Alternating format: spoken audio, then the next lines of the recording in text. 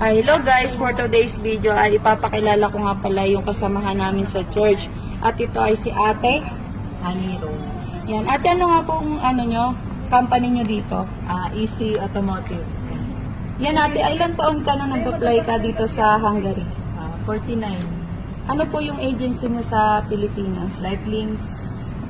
Agency namin. Sa ano siya? Badtikan Street, Makati. Yan. Ate, meron ba kayong binayaran dun sa na-placement fee sa Pilipinas? Wala. Ano lang, bali medical. Yun guys, medical lang daw po ang ginastos ni ate.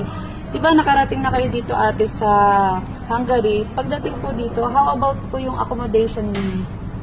Yung accommodation namin is dati siyang hotel. Kaya May bayad po ba yung accommodation niyo? How about water, wifi? libre lang. At saka po ito pa ate, ano po yung pinaka tinatanong sa inyo bago kayo mag-apply